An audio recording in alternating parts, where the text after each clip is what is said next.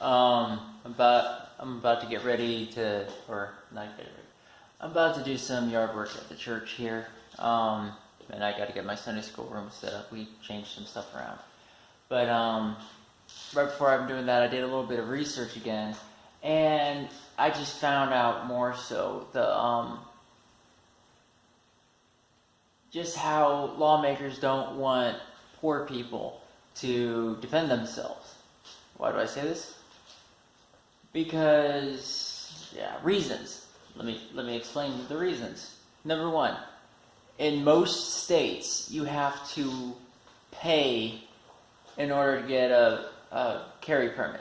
And now in Georgia, I believe if I remember right, it only costs like $85 to get your carry permit, which isn't too bad, but that's still $85. That's a lot of money for somebody who's living paycheck to paycheck. Like, let's say somebody having to work three full-time customer service jobs, or somebody who works 12 hours at a warehouse because he has to do that to feed his family, or just on and on and on. $80 is a lot. But here in Missouri, just to get the permit, the cost for the permit itself is about $100. On top of that, Missouri is one of the states that if you get the carry permit, you have to go through at least 8 hours worth of safety training or something like that before you are even allowed to get the carry permit. And I don't know how much that'll cost. I don't know if they're talking about a live firearms training course or one of these, basic NRA don't be stupid, but we're going to spend 8 hours telling you not to be stupid with firearms kind of classes. I don't know which. I don't know how much they cost, but I know you have $100 off the rip. On top of that, you have to go to some 8 hours worth of don't be stupid. And I don't know how much you have to pay for that, but that on top of the carry permit, it just proves that lawmakers don't want poor people to protect themselves. I've heard people equate these kind of laws to Jim Crow laws, and I'm seeing the validity of that.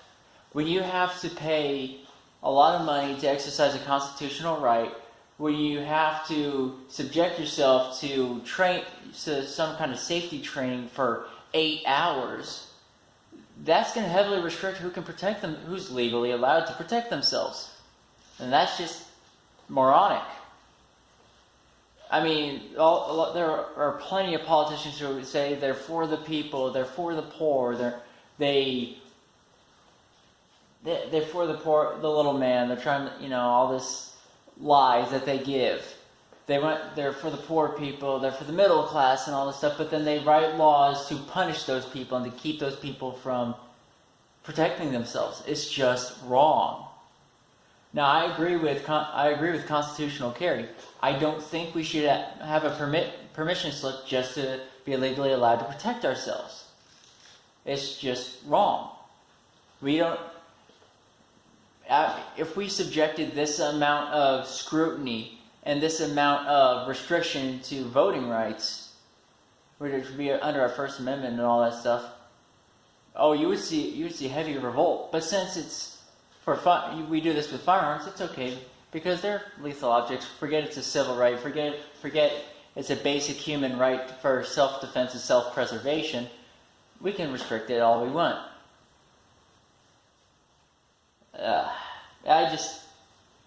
This kind of stuff drives me nuts. I just want to make sure I voice my opinion to you all, see how many of you agree with me, how many of you disagree with me, on just basically lawmakers don't want poor people to protect themselves.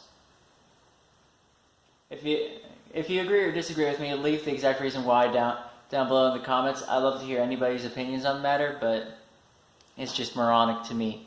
And I'll remind you all to walk Christian walk and carry a loaded Glock.